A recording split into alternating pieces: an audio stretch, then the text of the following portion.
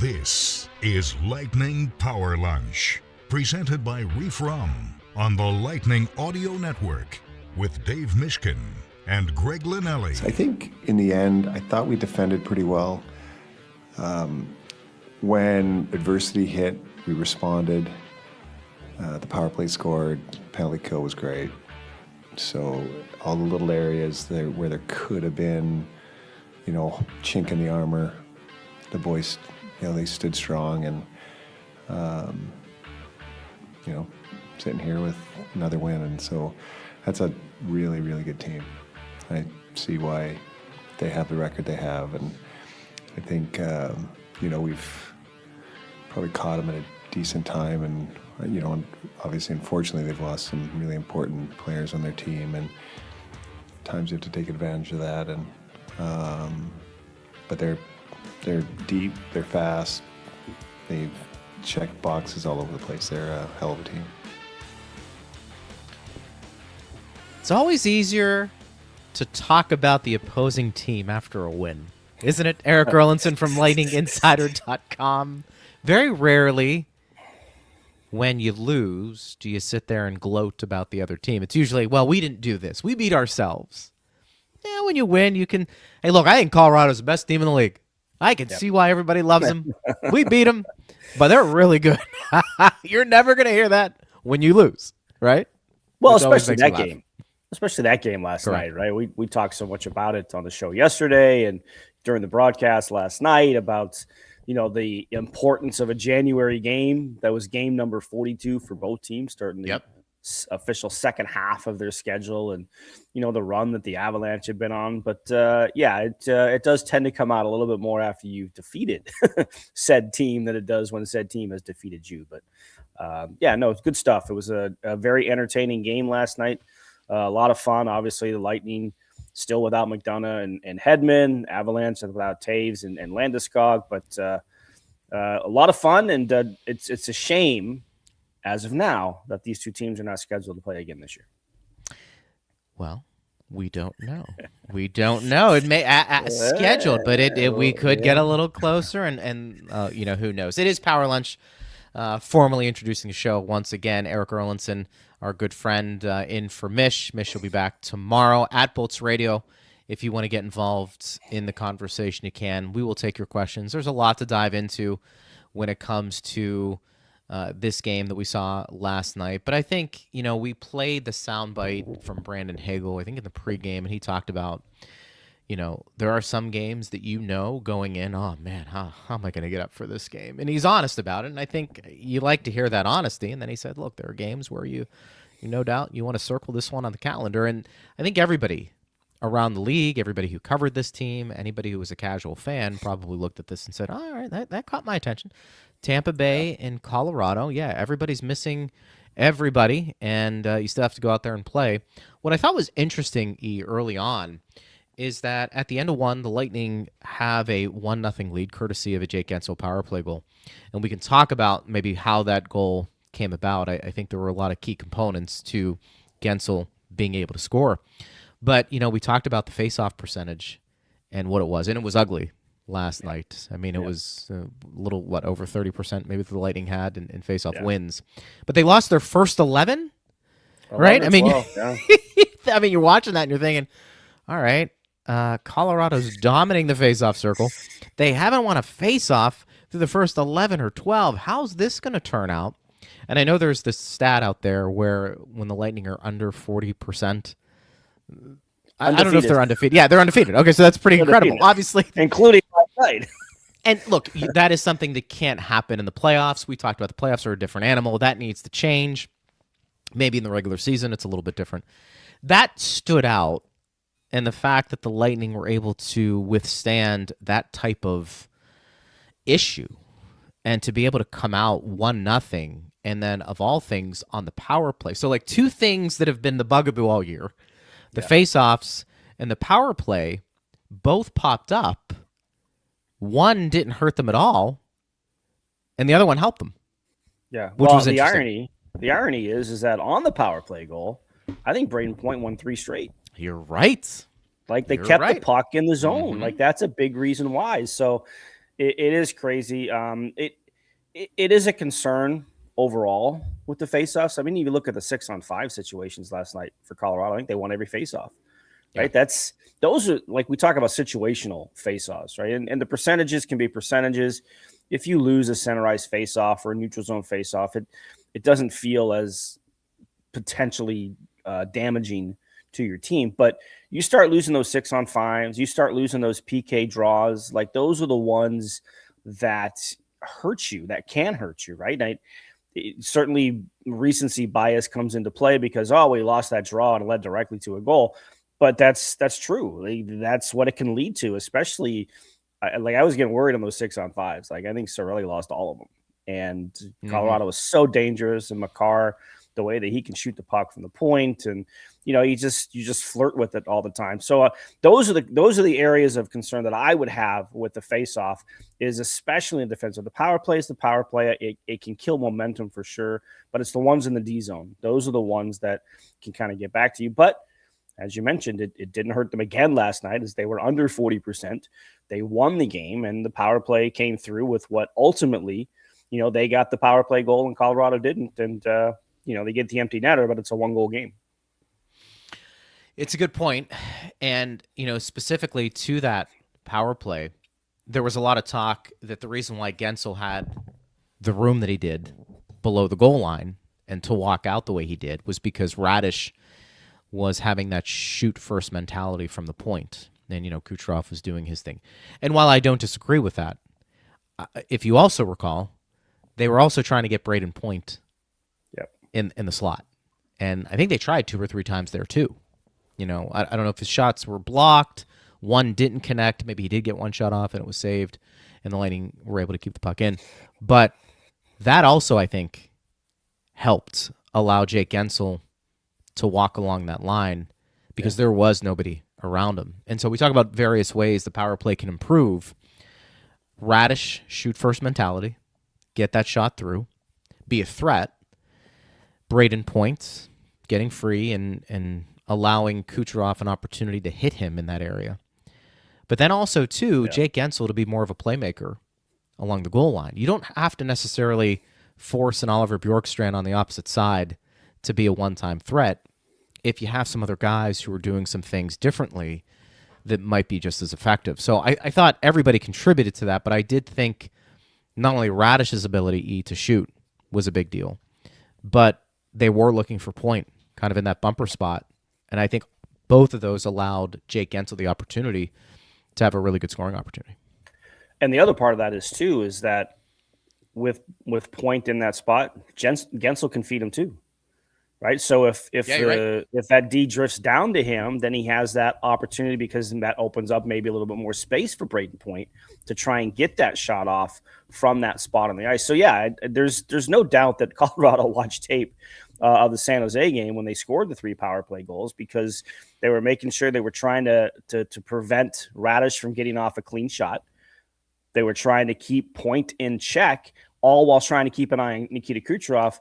Oh, by the way, you've got a 40-goal scorer down in the corner with a puck on a stick, right? And you don't go to him, and you give him the space, and he's like, okay, I'll take it, I'll score, right? Like, he had all kinds of time to walk to that area of the ice with nobody on him and find that area on the far side, right? And kind of lift it up and get it up into that area. So hopefully, we talked about after the San Jose game, but hopefully, these past few games, I think there's 6 for their past 12 on the power play. So hopefully that kind of, gets them feeling better about the power play, because like on that one in particular, like, everybody was involved, right? I know Radish and Kucherov get the assists, but everybody was involved in that play and an entire sequence, going back to the face-off wins and everything else from Point. I mean, everybody was a part of that. And if you can get this power play going, it's just going to open up more things for this team moving forward.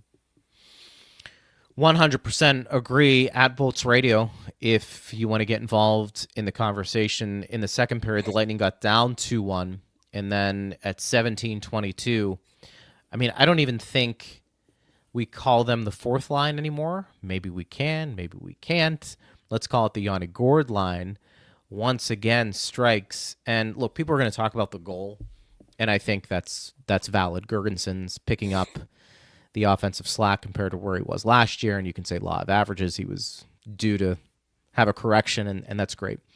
But the job that line did, defending the McKinnon line. I mean, you saw Nathan McKinnon at the end of the game very frustrated. I think a lot of that is attributed to what that line was able to accomplish defensively. That line had a whale of a game for Tampa Bay. Nathan McKinnon did not have a shot on goal 5-on-5. And it was about 50 minutes of 5-on-5 play. So a good portion of the game was played 5-on-5. Now he had some looks 6-on-5, even strength, but a pure 5-on-5, one shot attempt. Right now, Marty Natchez had a few, right? So, but I mean, you hold Nathan McKinnon, let alone hold Nathan McKinnon off the score sheet. Like, you didn't even give him a shot on goal. Like, and he almost broke loose one time. I remember a play, I think in the third period, he kind of split the D a little bit and came in close. But it's not an easy assignment. It's not. And for those guys to spend as much time in the offensive zone as they did, making that line work defensively, and obviously it led to the goal. That was a really good shift that led up to the goal, and they had a couple of other shifts like that as well. While you're matched up against one of the greatest players in the game, it's a difficult task, because we talked about it. Like, how do you defend him? Watch your gaps, play him physical.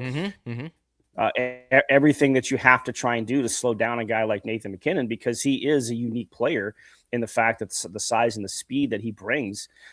He's such a force out there in everything that he does, and trying to slow him down. Not many teams have done it. I'm going off my very shady memory here, but I think I looked it up last night. I think McKinnon's only been held off the score sheet 7 times through 41 games. So last night they held him off the score sheet. And I should have checked the shots. There's probably not many games where he's been held without a shot on goal.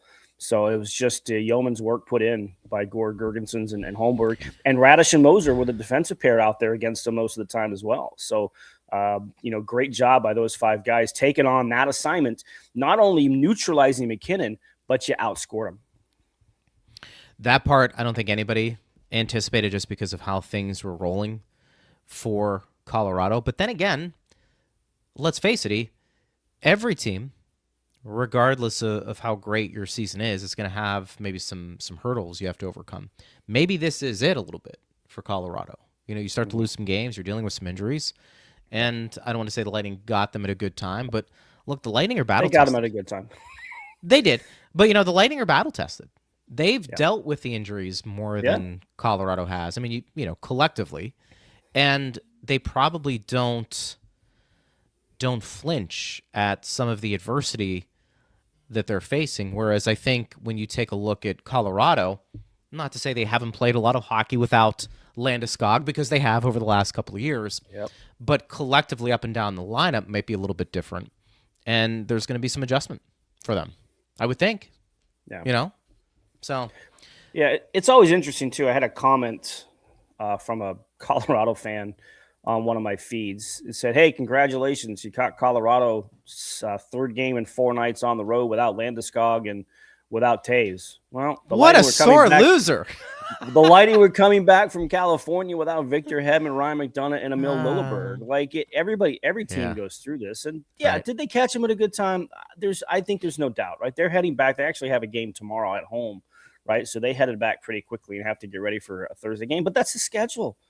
Everybody goes through the schedule. It is what it is. And it's not like we're sitting here saying the Lightning dominated Colorado last night. It was a very good, well-paced game between 2 teams with great players on both sides, and the Lightning just happened to find that extra goal. It is interesting because that's a fan who isn't able to separate the emotion from reality. It's okay that your team lost a game. I mean, the big picture for Colorado, as it is with Tampa Bay, well, and that's fine. But the goal is, and he should know, or she should know, that the goal is to get into the playoffs. And while this game was fun to cover, and I'm sure the Lightning can take things from it, it is collectively going to be 1 out of 82. Yep. Okay? You showed that your 4th line, or the Yanni Gourde line, I think, can skate with a lot of high-end scoring lines in the National Hockey League, which I think will have a domino effect of not having Anthony Cirelli be the person that does that in his line all the time. But it is just one game. So, good measuring stick for both. I actually think the Lightning, out of all of the teams in the NHL, you'd be hard-pressed to talk about one who has dealt with more significant injuries and has won more than the Lightning, which is why, again, I think that fan probably just needs to take a step back and say it's okay to lose. Lightning are a good team. You didn't lose to... I mean, at this point, there might be just 2 or 3 teams in the NHL who aren't playing well, so you could go to them. But it's not the end of the world. Colorado's going to win a lot more games. They're going to get to the playoffs. Just take a deep breath. It's okay. Yeah, it's okay. It's okay. We don't need to get worked up. I don't think Colorado's in danger of missing out on the playoffs. No, no. It's still ridiculous to sit here and think that was their 4th regulation loss of the season in game number 42. Like, that's just incredible. I actually think in the parity-driven league we are playing in right now, I don't know where that stat will go down, but I think that is one of the more remarkable stats. Yeah. Just because of overtime and parity and everything. But you look at both conferences, it is very interesting because the last place team in the Eastern Conference would be right there on the playoff line in the West. So there's a massive jump from the top 6 teams in the West to the bottom 8. Like, it's crazy how much of a gap there is. And you look at the Eastern Conference. So, like, you do wonder sometimes these top-heavy teams, the Minnesotas, the Dallases, the Colorados, Edmonton, are they taking advantage of a weaker conference? I mean, Winnipeg, who won the President's Trophy last year, has lost 9 in a row. Right? They're actually the bottom team in the conference. So are they just taking advantage of a weaker conference? Either way, it's still a very, very nice stat for Colorado to be where they're at. They really have been a wagon this year. It was a fun game. It was a fun game to watch, and I think everybody should be excited about the outcome, knowing that big picture, you have to move on, and probably just gives you a little bit more confidence. I will tell you this, the goal that Hagel scored, there was a lot of cool moments on that goal. I thought an underrated part of that goal was the Stu and his ability to really toe the blue line. Everybody's going to talk about the back and forth, Kucherov and then Crozier being able to find a soft spot, receiving the pass, and then getting it quickly over to Hagel. All very, very fair. But Stu was put in a couple of positions where it was maybe less than 50-50 he was going to be able to hold that puck in, and it was going to be on sides. And we've talked about his play with the puck and him, I think, having another gear offensively to get to as well. I just thought that really stood out, in his poise with the puck to make a play and keep it in was pretty impressive. Didn't get an assist, but really did a nice job of keeping that puck in and then allowing Kucherov to do what he does. He'll get that third assist when the tape goes back and they show it in the locker room, right? That's right. I mean, we continue to be impressed with Charlie Wardestu on a nightly basis for a guy who couldn't even find an NHL contract through the first 6 years of his pro career. Hard to believe. And you watch him now, right? Mature, much more mature player for sure. His game is more mature than, not that I saw him play, 5-6 years ago, but you can see the pro experience with the poise, because you can't be taught poise, but you can learn poise, and he's got a lot of it. He doesn't panic. And it's on plays like that. You see it. It's plays getting out of the, his own zone. He doesn't panic, right? Again, not trying to make comparisons, but remember Anton Stralman, when Stralman was here, he was patience personified, right? He was so calm under pressure, and, you have to have guys like that. And Dastu's been that. And, for the role that he has found here, right? And he's playing top 4 minutes, and now he's paired with Erik Chernak, since Erik Chernak has come back now for the past 4 games. He's keeping the top 4 minutes, and it's a testament to him coming in and continuing to work. He earned the extra year on the contract that he signed just a little bit ago. It's a cool story. We continue to watch it evolve, and it's. I was talking about this with my son when I got home last night. They have a very crowded blue line all of a sudden when and if everybody's healthy. Like, it's a very crowded blue line, and I don't know, nobody's going to deserve to come out. But a couple of guys are going to have to come out once everybody's healthy. So until that time happens, we'll continue to appreciate what a guy like Dastu has brought to the lineup, and that play and dance on the line last night kind of just shows you what he's capable of doing, because he has experience and he has patience, and he doesn't panic. He doesn't. And it was pretty incredible to see. And then look in the open net, Radish made a good play to get the puck out. Yep. Had to go to his backhand, but it was an efficient play. I mean, it is the question for the Tampa Bay Lightning. Who is staying in the lineup? Yeah. I can think of one guy who probably gets sent down. I think we talked about this yesterday, Carlisle. I think, out of all of them, he's acquitted himself well. I just think maybe not as well as the other ones. So I think he goes down. I mean, you could probably make the case Crozier, but who has to clear waivers? Who doesn't? Is this going to factor in? Right? And then, are you making that decision that, of course, Hedman and McDonough are coming back and they're going to play, but, what are you doing with Lilleberg? Yeah. So that's why when you talk about trades, it makes some sense. Not you're trading every one of the guys who aren't going to be in the lineup on a regular basis. We understand that, but you don't want to risk. How many of these guys would be risked on waivers? That somebody would claim them. Well, first of all, I believe Dastu's the only guy who doesn't require waivers, and I don't know. There's always a number of games trigger that comes in with players on his on his 1-year contract coming from Europe. Yeah. But everybody else is claimed. Look, you'd say Carlisle, right? He's cleared waivers a couple of times, but there's a lot of tape on him now. Yep. Right? Pretty good, Sure. Young left shot D. He's a guy who could be a Group 6 free agent at the end of the year, unrestricted free agent, if he doesn't hit the games played threshold. And I don't know what that number is off the top of my head, but I don't know how close he is to it at the moment. I would say you're at risk of all of them. Yeah, right.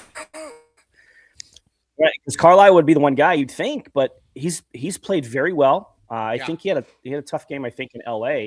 But other than that, you can't sit here and say that he's done anything to hurt his cause moving forward. So I would say that every one of those defensemen that you would consider are at risk of being claimed off waivers. And the one guy who might not be subject to waivers, you're not taking him out of the lineup, and B, you're not sending him down. That's Dastu. I'm curious. It's going to be a lot of fun to watch how that's all going to unfold at Bolts Radio. If our audience wants to weigh in, they certainly can. Anything else you want to hit on regarding that game before we get to some questions? Got chippy at the end there. We saw, Nick Paul was in the middle of some things, and I think that was a lot of frustration for McKinnon. The goaltending, I thought Vasi, when he needed to be, made some really good saves when Colorado was pushing there in the third, for sure. I think there was a lot of attention thrown to Colorado's camp because of the goaltending they've received this year. Yeah. I think Vasilevsky showed a lot of people again last night why he's really playing at a pretty high level. Yeah, he should be in the Vezina conversation with the way he's played. Yes. Although you look at Ilya Sorokin again last night, 44 stops, but yeah, I mean, yeah. I mean, Vazzy's been the backbone of he's been the guy that's carried the heavy load, the heavy burden. He's played a lot of high level hockey, a lot of high pressure hockey, and he's always going to be the guy you look to. If the team is having success, most likely Vasilevsky's having success. And I think you can say that about a lot of teams with their goaltender. I mean, look how people are reacting to Shesterkin and the injury he sustained for the Rangers. And, what are they going to do with Jonathan Quick as their number 2 guy if he's going to miss the rest of the season? Now, they haven't said that, but they did place him on LTI, so he's missing at least 10 games. Vazzy's just kind of quietly, kind of like his friend Nikita Kucherov, just kind of quietly goes about the business and continues to put up the numbers and make the saves when he has to. And, we've talked about it. The goaltending in this team has been rock solid the entire year. And it's a big reason why, they've had the success they had. It's because you've had the goalie to sit there and bail you out when you do make mistakes, because every team is going to make mistakes. And Vazzy's, again, I think he should be in the Vezina conversation, and I'm not sure he is right now. And John Cooper should be Coach of the Year. Without a doubt. It was interesting. I don't know if you caught this. So NHL.com will put out, what their writers vote on for the awards, and they do this periodically. And they did it, I think 2 days ago. And I think John Cooper was like 6th or 5th in the voting. But Greg Wyshynski from ESPN.com polls PHWA members and gets their votes on all of them. And John Cooper was at the top of the Jack Adams list from the voters. Now, neither of those factions are the actual voters for the Jack Adams. It is the broadcasters that do this. But it was interesting. Even Greg said, I don't think he said he's never seen the disparity between what he polls and what NHL.com polls. Now, smaller voting pool or smaller sample of voters. I think NHL.com only has 12 that they poll. Well, I think Greg kind of casts a pretty wider net, but it's because we think all the time about, I completely lost my train of thought. I'm going to give it to you. Why, I'm curious why coaches don't vote on the Coach of the Year. Broadcasters, okay, fine. We've clearly missed the boat on that one for John Cooper, if you're a broadcaster. So, with all due respect to broadcasters, we have a lot of them on our show. We work with many of them, very knowledgeable. We're swinging and missing on Coach of the Year. Yeah, well, that was the train of thought I was trying to get to. Thank you for bringing it back into my mind. Yes. It's become an award of who did the best with the least expectations. 100%. And it's kind of like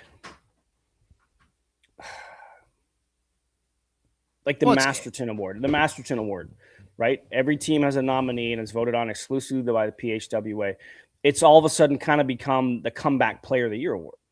And that's not what the award is supposed to be. Just like the Jack Adams is not supposed to be for best coach based on expectations. Because if you look, how many of the people, the guys who have won that award in the past 6-7 years haven't had a job 2 years later or were out of the job that they won that award with? Sure. Right? Because sometimes it's a fluke. Sometimes it's a 1-year springboard, right? You get that bounce from having a new coach come in and then reality sets back in. I mean, Guy Boucher. I think about Guy Boucher. He came in that first year with Tampa Bay, surprised everybody, got that team to the Eastern Conference Finals where there were no expectations whatsoever. He didn't win it that year, but he, the next year they were sub 500, and a year later he was out. Right. So I don't know why that award has become that criteria, because you look at what John Cooper is doing this year with all last year, he was in the same situation. He took one of the worst 5-on-5 teams 2 years ago to one of the best 5-on-5 teams last year and didn't get credit for turning that around, right? Because everybody expected, well, they're the Lightning. Of course they're going to make the playoffs. Even with the absence of Steven Stamkos and the trade of Mikhail Sergachev, right? You traded 2 big pieces from your Stanley Cup years, and it didn't even come in as a registering as, well, of course, it's the Lightning. And I think there's some of that kind of going on this year, but that's where you have to, if you're a voter, step back, analyze it better, right? Because Jared Bednar, I think, was at the top of the NHL.com, right? Because of the year that Colorado's having. Well, everybody expects Colorado to be good, but not this good, right? Just like when Jim Montgomery won it the year the Bruins won. because they had a historical year. And John Cooper didn't win it the year they had a historical year, right? He finished second behind Barry Trotz. So it's unfortunate that it's viewed as that way, but there's no doubt. I know, we closely watch the team here, but there's no doubt that of all the years that he's been behind the bench here, and we're now at 1,002, 1,003 games. This is the year he has to be at the top of everybody's list because of everything this team has gone through this year. It's it's almost like, hey, it's my bad. It's my bad. Like, we picked this team at the beginning because we thought they weren't going to be good, and they've surprised a lot of people. So I need to do a mea culpa. They're okay. I'm gonna kind of save face here, and I'm gonna vote for that person to be coach of the year. When in reality, I think, like a lot of awards, Ted Lindsay probably comes to mind, right? That's the one the players vote on, correct? Yep, players top player. So, sometimes that means more.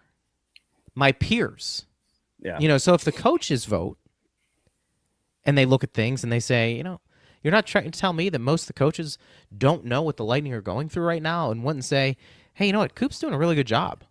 Well, that's what you would like to think that the broadcasters do, because they broadcast, for the most part, they're going to broadcast one or two games of opposite conference opponents. So they're actually seeing them. So they get that sort of inside information from their fellow broadcasters. But clearly they're not. So you would think, well, they're clear. Clearly they're not. Yeah. No. Now, because I voted for years, right, as a member of the PHWA, and, they vote on the Hart and the Lady Bing and the Selke and the Norris, some of the major awards. And I've always, I took that as a privilege. Sure. And in doing so, I put in my research, right? Yeah. I look at it.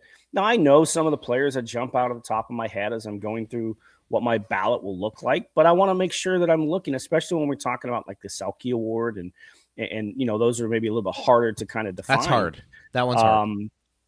But you want to put in your research because you want to make sure it's as accurate as it can be, right? And are you always going to get it right? In my mind, I was always right in what I voted, but I'm sure I kind of missed maybe a player here or there through all the years. But you just like to think that the voters would put in the ample amount of research to see this and figure it out. I think that's fair. And I think we're all creatures of habit. It's if maybe you don't have enough time and you kind of like look at who's leading the league in scoring or maybe surprise teams, it's easy to piggyback off of what's going on. So I totally get it. I think the coaching, there's some intricacies there involved.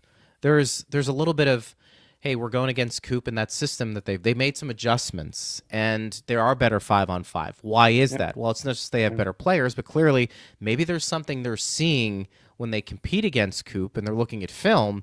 Hey, the Lightning have made some adjustments. They're not pinching as much. Here's why.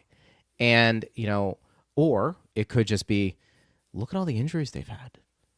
And then they can ask themselves that question, man, if I had Makar and Taves out for 40% of the games, would we be where we are? Maybe. Yep. But I tell you what, that guy's doing it. It's more impressive than what's happening in Anaheim. Yeah. Collectively. I agree. Yeah. Would you say? You agree? You could rephrase it if you want. It's a good point, Greg. Hey, on cue. Thaw 3/4. Good point, Greg. I didn't make that up. I didn't write that. That was from earlier in the. That was from earlier in the show.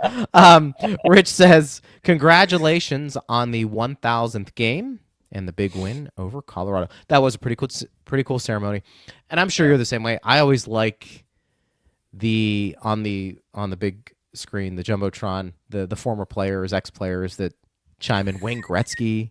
How about Scotty Bowman? Scotty Bowman narrating it. Wow, that was awesome. How cool was that? Yeah, Coop even said that. He said it's narrated by freaking Scotty Bowman. Like, I mean, my what goodness. an honor! What an honor! Yeah, for sure. And he has seen some hockey, of course, but man. Well, and the best one though was Eric Nielsen.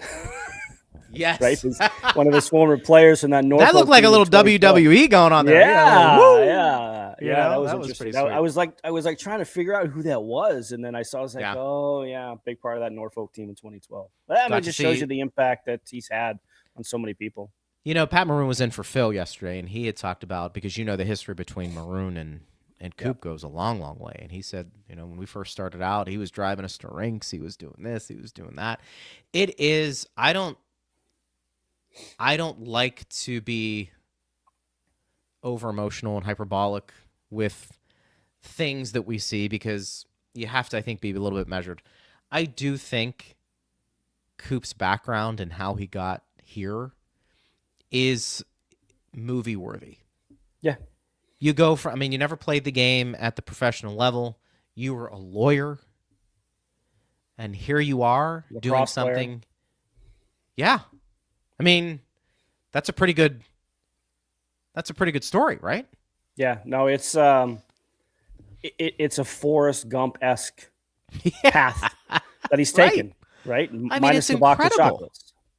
Yeah, because, it is interesting. You know how things are today with players, the credibility. So, and I'm not saying it's right or wrong, but if you've never played the game, sometimes people can look at you differently.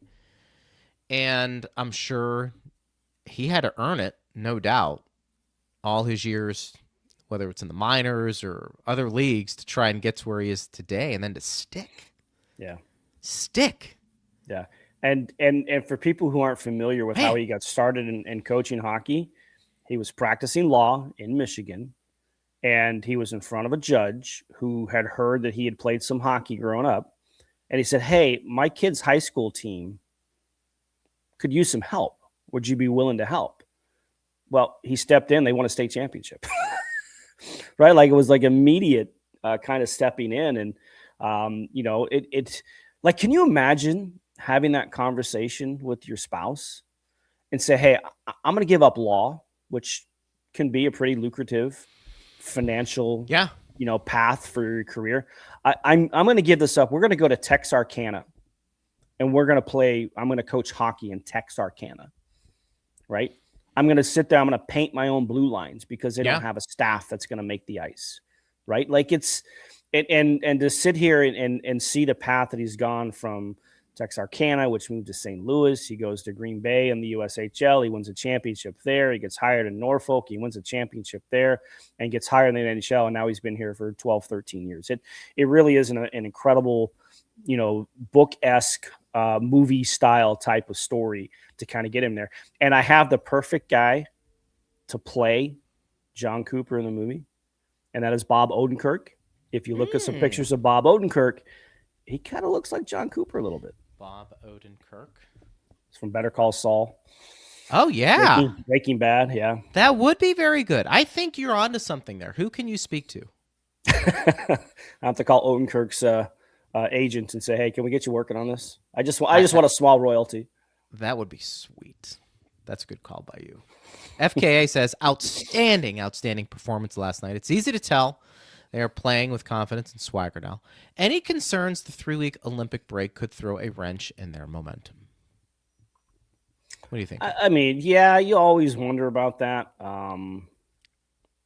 It is a long time away, but as we know, a good portion of those players are going to still play some games, right? That is assuming correct. Assuming Hedman comes back, and you've got J.J. Moser was named to Team Switzerland today, and was Stahoviak named? He was named to Germany's roster. Yeah, that came out today as well. So that's good 11 players in the organization. Yeah, that will play in the Olympics, and of course John Cooper will be there. Julian Breezeball will be there. Yeah, but sure. But guess what? Every other team's going through the same situation, right? And on other teams will have fewer players participate. I don't think anybody else is having more than 10 of their NHL players. And let's face it, it'd be more if Russia was involved. You think about it, but they're going to come back, and just like last year, the Four Nations, the players who don't participate, they'll get their time off, but then they'll have, I don't know exactly what the schedule is, but there might be 4 or 5 days worth of practice to bring them back into town, get them back on the ice and moving around a little bit. And then the players that come back from Italy, some will come back sooner than others. Yeah. Depending Good on, point. who advances to the medal rounds. So you think about it, but every team is going to go through it. And I believe that with the way that this team, like I thought about this last night, watching the game and seeing everybody buy into what the game plan was. Yeah. Like I remember in 2004, John Tortorella used to use the phrase, I got to a point, I just opened the door and let them play. He didn't have to talk to him. He didn't have to tell him anything. They knew exactly what they had to do to go out and perform and give themselves a chance to win. I don't know if this team is there yet, but boy, it looked like it last night. It really did. Game plan was just like everybody was just all in on everything they needed to do to control that team. And maybe it was the opponent had a part to do with that. But, like I asked the question of Declan Carlisle, how many plays did they snuff out at their defensive blue line and not even allow Colorado to get in? It kind of changed as the game moved on. But you could see everybody buying into that aspect. And, the cycle game and, no cute plays, right? We talked about that in the pregame. No east-west. It's got to be more north-south. And the fact that everybody bought in, it kind of gave me that little bit of vibe. I couldn't agree more with you from that perspective. And I think that tells me, this goes back to the John Cooper question. He's got his team. His message doesn't really become falling on deaf ears. That's what's impressive, because you're right. For those guys to buy in, your coach has to have a message, and they're buying into the message. Yep. It's pretty impressive. And you've got a lot of these guys that have been here for a while with him. Sure. Right. And I know like Chief brings it up a lot. And look, we know the shelf life of an NHL coach is short. Like it's short. Like you're going to see guys. I mean, they're already talking about Sheldon Keefe in New Jersey. Is it time for him to move on? He's been there a year and a half. Right. So the fact that and again, I'll say it 1,000th time, because of the way John Cooper can relate and talk to his players on a personal level, even though it's business, that's the difference to me in why the message doesn't run out, because it's the way it's delivered, the way he connects. And that's a big part, I think, of coaching nowadays is, can you connect with your players? And that's his biggest strength. We can talk X's and O's and everything else, game plans. It's the way he connects with the players, and that's how he's able to get the best out of them. And to me, that's why a message doesn't go stale in this situation. It's a valid point. It is very valid. At Bolts Radio, if you want to get involved in that conversation, you certainly can. All right, let's get to this question. Local Nomad says, John Cooper coaching 1,000 games, all for one franchise, is something we may never see again in not just the NHL, but in any professional sport ever again. Us Lightning fans are pretty spoiled to have him. We're spoiled by this franchise in a lot of ways. The success they've had since John Cooper has been here, really since Jeff Vinik bought the team, right? That 2011 team that reached the conference final. I don't know if it won't be reached in another sport. I mean, look at the longevity of some NBA coaches, right? They play an 84-game schedule, and the NHL is about to go to an 84-game schedule. But so it's pretty similar. I mean, you think of guys like Steve Nash and how long he's been at Golden State, and the San Antonio coach who was there for so many years. Like those guys stick around when they have Greg Popovich. Thank you. So it could happen. I don't recall hearing or seeing about 1,000 games coach at the NBA level, but I think some of those guys had to have hit that mark. But the fact that in this case, in the NHL, because we just talked about this, the shelf life is so short, I don't know if we will see this. His first 1,000 games, let alone 1,000 games. It's his first 1,000 games. It's all been with the same franchise. Now, he's got a Hall of Fame roster that he's had, for a good part of his time here with some really, really good players, and that helps. But the fact that he's been here for 12 years on his first job in the NHL, I'm not sure that will be touched again. That's going to be a hard one to reach, because there's only been 4 guys in the history of the game that have done that with one franchise. Incredible in a lot of ways. Chris says, Ozone Time by Gourde Line and Nick Paul was outstanding. It really was. And there isn't a weak link on this team. I think that's the part that we keep coming back to. You know, everybody up and down that lineup does something. And you like even the line last night with Bjorkstrand, Paul, and Dominic James spent a lot of time in the offensive zone. They all did. And it's easier said than done against a team like Colorado for sure. And like I'm looking at the 12 forwards that are dressed right now. I don't see, barring injuries, when Jack Finley or Curtis Douglas find their way back in. Right, it's going to be hard if those three guys are going to play that way, and the versatility it gives you. Like, and I know Pat talked about this on the broadcast last night, and I noticed it looking at the ice time. I think everybody played at least 12 minutes last night. Like that's not normally the case. About that. Yeah, you know, I think Gonsalves might have had the lowest at 11 something, but I think basically everybody was around at least 12 minutes in the game, and when you can do that. So we talk about the full buy-in. So everybody's playing well enough to continue to see the ice time.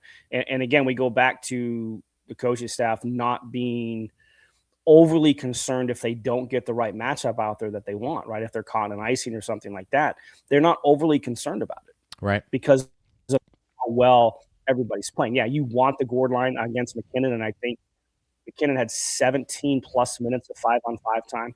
I think Gourde, Girgensson, home were on the ice against them for about 12 minutes total against them. So they were, you know, about 75 to 80% of the game was against them. But that means McKinnon was out there against somebody else. And those guys did their job as well. You know, it was interesting. I think Brian talked about this on the last call last night about he was talking to Yanni Gourde. Might have been a month ago, maybe a little longer than that. And he was talking about, you know, how do you think your line's playing, and you guys are really doing a good job of defending. He's like, yeah, but we need to create some offense, you know, and they have, just enough to really warrant being out there as much as they are. Yep. You know, because that's the other thing we don't talk about with these matchups, right? If they're not a line that's going to produce offense.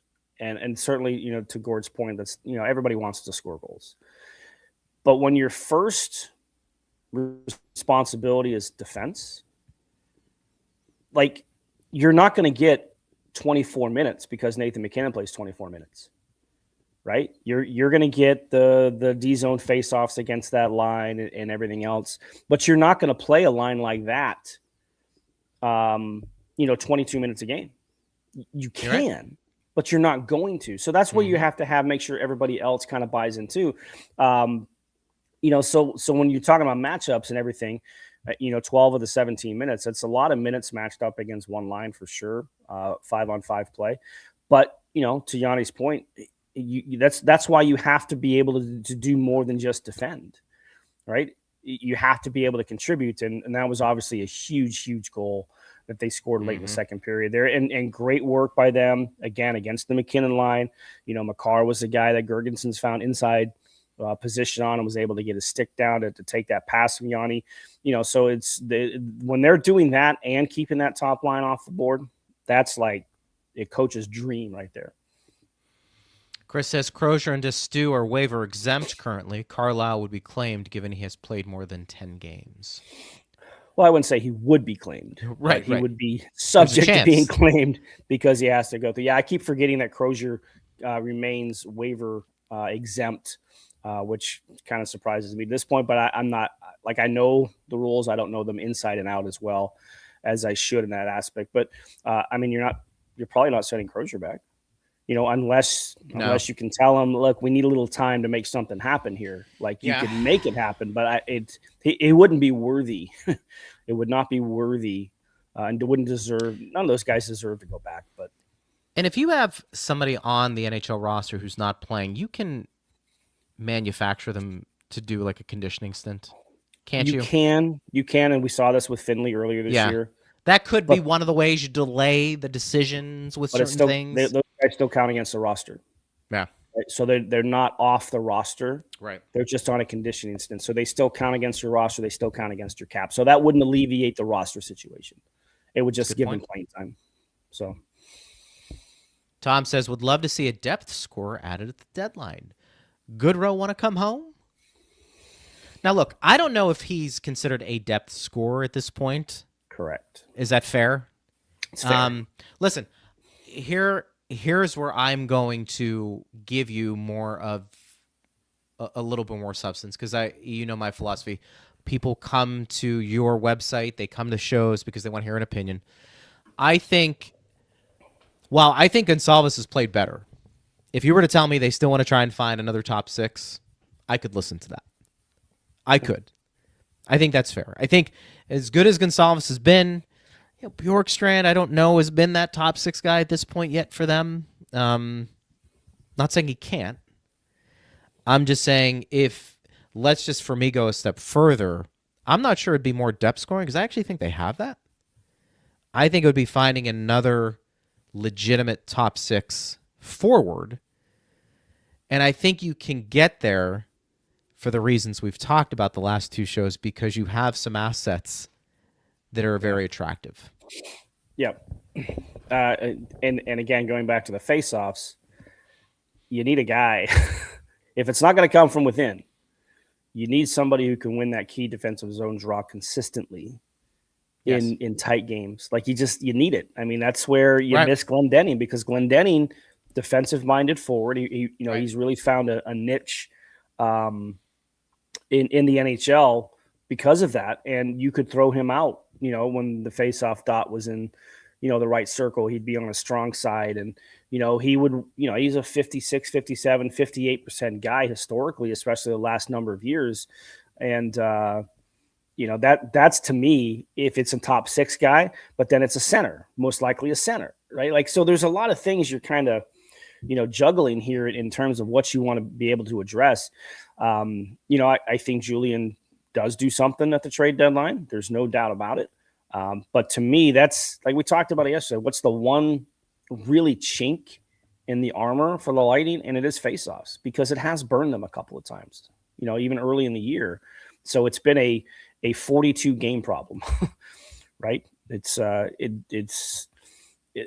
to me, that's what you need. You need somebody who's going to give you that opportunity in tight games late to help protect leads, to be out on the ice to win that key defensive zone draw. That to me, that would be at the top of my list. It's fair. All of it is fair game. What we do know is that Julian will do something. If he doesn't do anything, I will be surprised. And we don't know what it is, and nobody will tell. And Julian will tell none of the insiders, none, including this insider. Before maybe this show we're connected like that, but maybe not. Tonight, enjoy some Reef Rum, smooth. I'm kidding, of course. Smooth, versatile, and now pouring at Benchmark International Arena. Order a Tropical Wave or a Lightning Mule. Taste why fans are switching. Reef Rum is a premium craft Florida local rum built on authenticity, quality, and easy drinkability. Ask for Reef Rum by name. Go Bolts. Enjoy responsibly. This one comes from Ranger. There should be an award for our scouting department. Do they have anything organizationally outside of just, you win best record in the league and, you get rewarded for that? I feel like there probably should be. Not league-wide, no. Sports Business Journal or ESPN will come out with the top organizations. Right? Yeah, There's different criteria for that. Why don't they do that? Why? I feel like that's low hanging fruit. I mean, does that categorize into GM of the year? Like, does it get lumped in with that? It could. Yeah. They'll say yes, but we know that's not true. Yeah. No, it's because I think any GM that has won that award will tell you that they give a lot of the credit to the scouting staff, pro scouts and amateur scouts. Who do you think it begins and starts with right now with the scouting department for the Lightning? Yeah. Well, Jamie Pusher is assistant GM and in charge of pro scouting. How long has he been in charge of pro scouting? It's been a few years, ever since Pat Verbeek left. Okay. Right. Once Verbeek left with Yzerman, so that would have been 1920. Pusher's been in charge of pro scouting. He needs to be rewarded somewhere with some hardware, because that guy. If your job is to oversee all of that, making sure you're getting the guys who can identify talent, good for him. I remember when he was defenseman, tough guy, physical, never was the fastest, but I mean, maybe it makes sense. He was able to identify talent, from his playing days. Too. Yeah. I remember I had him on the show pre-COVID because he was on that Detroit team. Yeah. That had that historic year and got bounced in the first. I think they got beat by San Jose, right? Because there was a correlation because the Lightning in 18-19 had a historic year. They were swept out. So, he had some great perspective on what it was like to come back the next year after that happened. And I think Detroit, I think it was 97. So I think that's the year Detroit went on to win the cup and they won back-to-back cups. So, a little correlation there between Jamie Pusher and the Lightning and what he had in Detroit. Yeah. Heck of a job. Yeah. I mean, that is kudos to him. Christina says, just want to send good thoughts to former Bolt Hayden Fleury, who had a nasty collision with the boards last night. I did not see it. Did you see it? I didn't see the hit. I know he was taken off the ice on a stretcher. He was hit by Keegan Colasar, the game against Vegas. It wasn't a dirty hit. It was an unfortunate hit. It was well away from the boards, and he just caught Fleury, I guess, in the right way, and he just went sliding across the ice and went face first into the boards. Good news is I think he suffered a broken nose, and he was conscious. He was, there was no issues like that. So it doesn't sound like it's going to be. We always talk about injuries. It doesn't sound as bad as it looked. Right. I think he's going to be okay. I don't know how much time he's going to miss, but the good news is it's not like severe, and that's so good. Kudos to send some thoughts to Hayden Fleury as well. For sure. Great guy. Yeah. Michelle says, when do we start calling the top of the point Ratty's office? You got to have some credit. You got to have a little bit more cachet, right? I mean, come on. Yes. Yes. Look, for the time being, there's only one office on the ice, and it still belongs to 91, even though he's not here anymore, right? It's still Stammer's office over there. Ranger 5253 says, anyone know why Lundmark was called up? Is Chernak banged up from that awkward fall last night? Well, Lundmark was called up yesterday before the game, so there's no between what happened to Chernak last night and Lundmark being called up. He was called up just to be that extra defenseman in case they needed. I thought that they were going to save the cap space for a few days because you don't play again until Saturday. Right. But obviously they sent Groshev back and called Lundmark back up. So there's no correlation, but teams will typically want to carry that extra defenseman just in case somebody gets hurt, right? Just in case, there could easily be a situation where, maybe somebody wasn't 100% and they weren't sure, that we'll never know about. Right? And that could have been the case, but they usually to have that extra defenseman. Is that also rewarding a guy, play pretty well down there? You get called up and you might not play, but be around the pros, right? Paycheck, a couple days of NHL not bad, right? It can be a significant difference between NHL and AHL pay. Those guys will take it. Oh, man. Did you see the report that the East Coast Hockey League, right, was on a strike? I think they came back, but days. There was there's been talk about travel and pay and things like that. I never understood, because that was the issue a little bit with Major League Baseball and the minor leagues, of course. I mean, I think these entities probably should be helping out those lower leagues. You make so much money.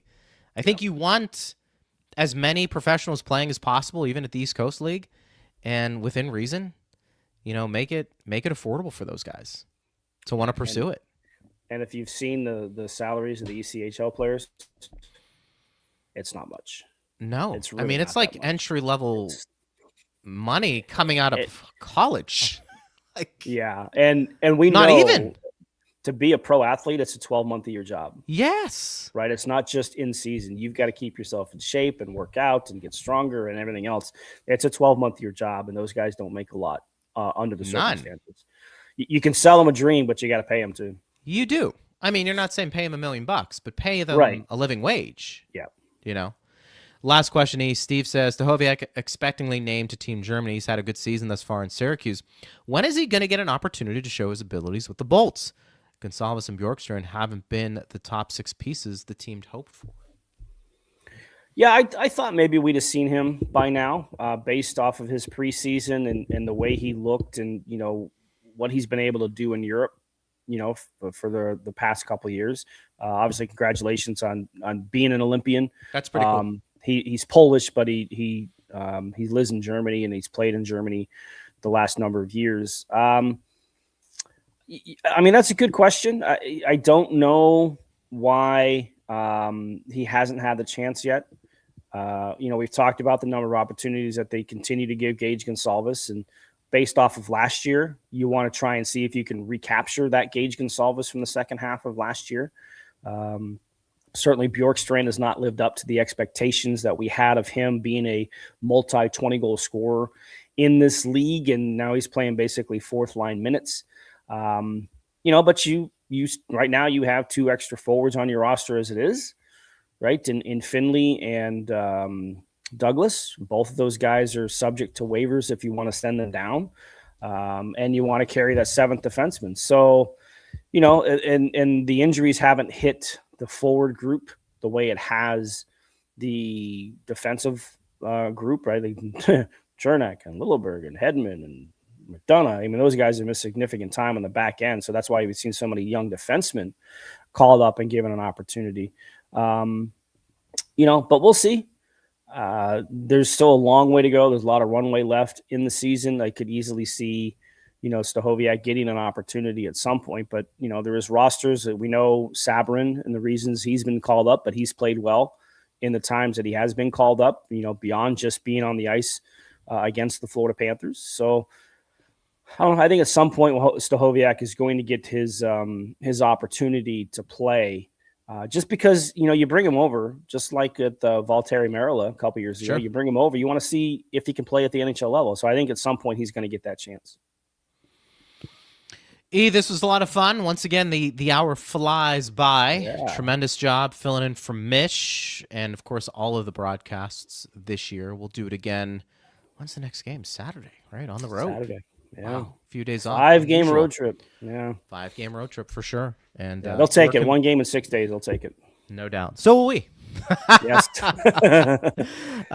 People can get you at lightninginsider.com. Yep, that's a website. 2 ways to sign up: yearly plan, monthly plan. Again, costs you less than a Starbucks, per month to sign up. So support local media. That's all I can say. Support it, baby. Support it. We appreciate it. Thank you, buddy. And we'll do it again soon. I'll see you at the rink soon. Okay, sounds good. Right. There he goes. Erik Erlendsson with us there. Thanks to Steve Ersnick, Jared Johnston, and you for listening. I am Greg Linnelli. You've been listening to Power Lunch on Lightning Radio.